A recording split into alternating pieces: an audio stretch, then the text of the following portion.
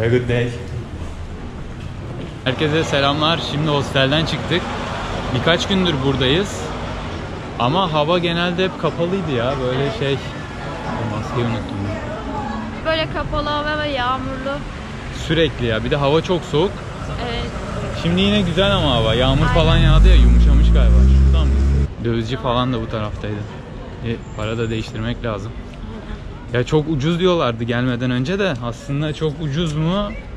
Değil yani. Ben çok ucuz diyemem şu anda Arnavutluğa. Euro'dan dolayı. O yüzden bize pahalı geliyor. Aslında baktığında 2 euro, 3 euro hani bir şey değil diyorsun ama yok çok. TL'ye vurduğun zaman işte direkt 30, bir şey oluyor. 3 euro diyorsun, hiçbir şey aslında. Adam yani 3 tane böyle metalik para veriyor. Biz çevirdiğimizde 28 liraya denk geliyor. O yüzden pek ucuz denebilecek bir yanı yok yani buranın şu anda.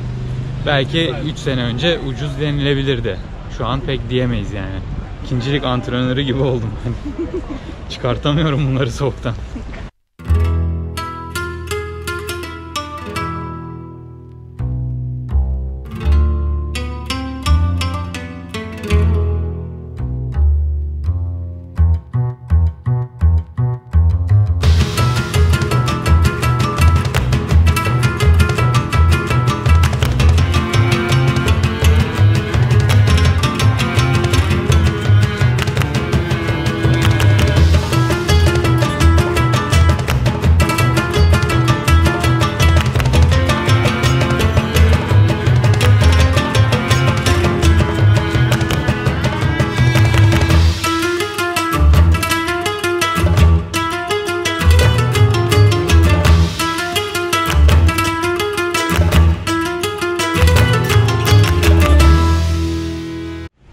Bir de maske falan ya umurlarında değil gibi biraz.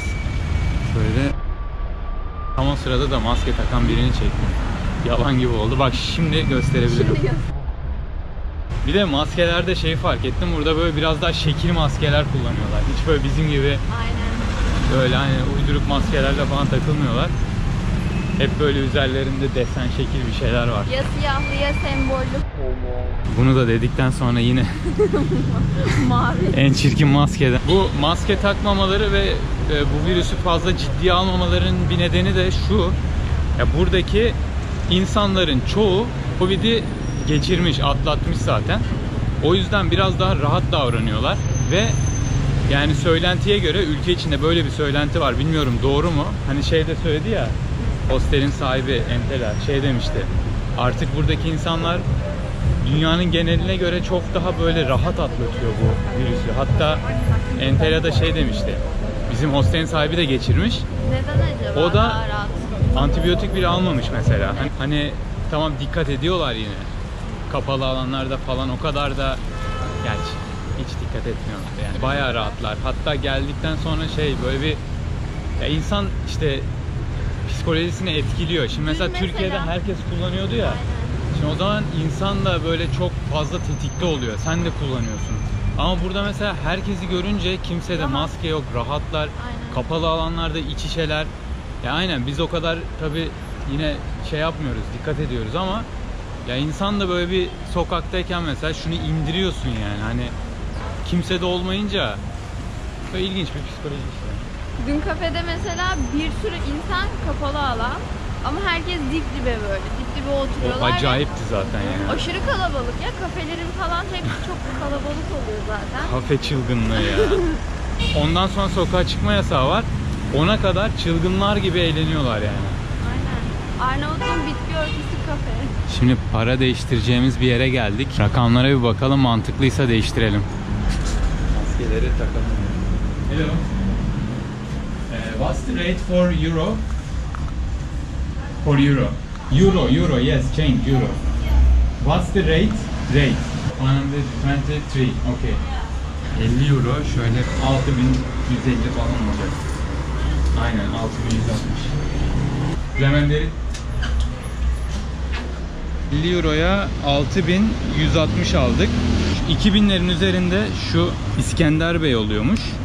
Bu muymuş İskender Bey? Aynen yani tahminimce İskender da zaten İskender ya. döner mi bekliyordun? İskender Ya, adını- iğrenç. Yani bunların Atatürk'ü gibi bir şey. Evet ama. 2000'de en büyük parası diye biliyorum. Ben olsam Atatürk'ü koyardım. Onlar da bence Benim kendileri koyar yani. Bakalım göreceğiz yani. Göreceğiz.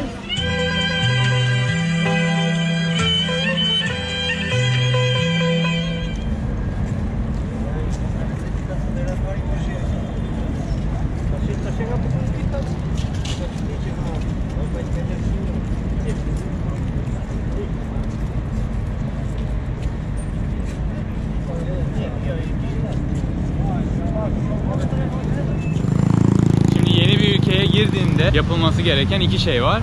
Biri işte para bozdurmak şehir merkezine gelip, diğeri de ya sim kart almak. Aynen. O ülkenin. Eğer ülkede bir ay falan ya da 3 hafta kalmayı düşünüyorsanız bir sim kart işinizi çok kolaylaştıracak. Ben almıyorum şahsen. Ben sadece ülkelerdeki Wi-Fi'leri kullanıyorum. İşte hostelde, kafede, restoranda Wi-Fi'lerle işimi görüyorum. Ben alırsam kullandırmam ama. Kullanırım. O nerede bu nerede falan sorarsın. Ay, dışarı çıkarken ödünç falan verirsin hattı bana. Yok diyorlar herhalde. Sırayla alıyorlar içeri.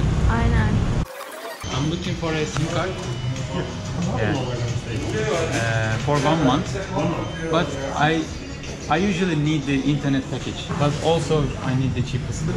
Okay, 1,100 for 4.5 GB, right? Okay, we can activate now. Ah, passport. It's not with me, but maybe the picture. I have identity card English. Yeah. 9 liraya mı denk geliyor? Öyle bir şey. Yeter bence 4,5 GB. Yani. Şimdi aktive etti interneti. Have a nice day, Fremender. Sim karta o para değmez diyor. Ben de sim kartı o para verilir diyorum. İlerleyen günlerde göreceğiz kim haklı. Ben yoksa yok dedim. Tamam, yok yani. Tam var ama işte. Almayınca olmuyor yani. Aynen, alınca da oluyor.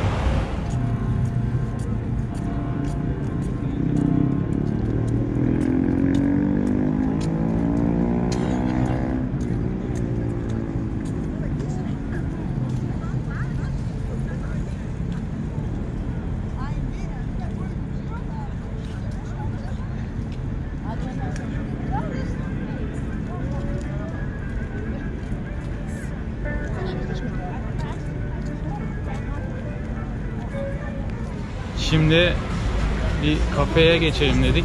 Sofi Cafe bayağı övülüyor. Adam şu an küfretse arkamızdaki yeridir ya. Bütün açısını kapat. Manzarasını kapattım. Aynen. O da arkaya oturmasaymış ya, ne diyeyim. Cappuccino, americano, caffè latte. Tirana'da, Arnavutluk'ta genel olarak inanılmaz bir kafe kültürü varmış. Her adım başı bir kafeye denk geliyorsunuz. Bunlar boş mu? Hepsi dolu. Yani ağzına kadar dolu Aynen. hepsi. Çok ilginç bir şekilde.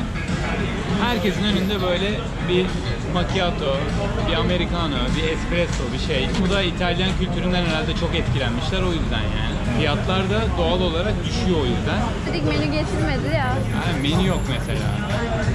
19 euro falan. Buradan Türkiye'ye geri döneceğiz.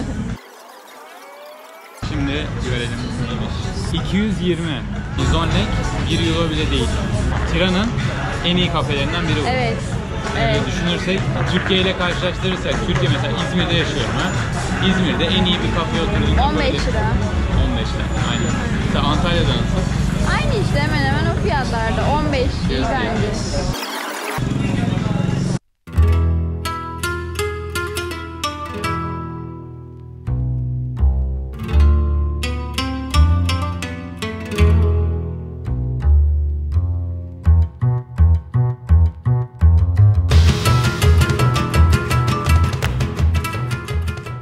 İyi oldu kahve ya, bir açıldık.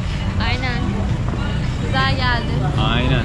Ben şimdi Osel'e geçeceğim. Tamam, ben de meydana doğru gideceğim biraz. Hava güzel şu an. Tadını çıkarayım dedim ya. Çıkar bakalım. Çıkaralım Çıkar. bakalım. Ben de yeni video yapacağım da. He, öyle Bu arada mi? demek istiyorum ki yani benim kanala da bekleyin. Şimdi şehrin tam göbeğine meydana doğru yürüyorum. Meydanın ismi İskender Bey. İskender Bey diyorlar Arnavutluk'ta. Çok ilginç bir figür İskender Bey. Yani hepimizin aslında tanıması gereken bir figür diyebilirim. İskender Bey orada. Şimdi ona geleceğim. Hatta burada da Ethem Bey Camii var. Burası ünlü opera binası. İnanılmaz güzel görünüyor aslında buradan. Altında da kafeler var her zamanki gibi. Her yerde olduğu gibi kafeler var ve kafeler yine bayağı dolu. Bu tarafı da işte kütüphane yapmışlar. Bu kütüphanede de Tiran'ın ve Arnavutluğun tarihiyle ilgili İngilizce kitaplar da varmış. Bu arkamda görmüş olduğunuz cami tam olarak meydanda kalıyor ve bunu görmeden herhangi birinin şehre uğraması ve geçmesi imkansız bile diyebilirim. Bu şekilde her Osmanlı şehrinde görebileceğimiz gibi bir saat kulesi var. Bunlar şehrin biliyorsunuz o dönemde yani asıl simgesi gibi oluyordu. Ve hala da burada saatle çalışıyor hatta galiba. Bu caminin ismi Ethem Bey Camii. Ethem Bey Camii 1700'lerin sonunda yapılmış ve şu anda restorasyon şeklinde görebilirsiniz. Ve bu restorasyonu TİKA yapıyor. TİKA ne? TİKA Türk İşbirliği ve Koordinasyon Ajansı olarak geçiyor ve Türklerin yoğun bulunduğu şehirlerde kültürel mirasları renove ediyor ve bu tarz faaliyetlerde bulunuyor. Burasıyla ilgili söylenebilecek önemli bir şey var. Bilenleriniz vardır belki. Enver Hoca başa geldiğinde burada ülkeyi komünizmle idare etti ve aynı zamanda bütün dinleri yasakladı. Yani aklınıza gelebilecek bütün ibadet evleri ve dinler yasaklandı ve çoğu dini yerde yıkıldı. Ama bu arkamda gördüğünüz Ethem Bey Camii yıkılmadı. Buraya dokunmadı. O yüzden buranın ayrı bir önemi var. Bu şehir için de ayrıca önemi var. Sadece buradaki Müslümanlar için değil. Ve bu yüzden de TİKA şu anda burayı renovasyon faaliyetleriyle tekrar canlandırmaya çalışıyor.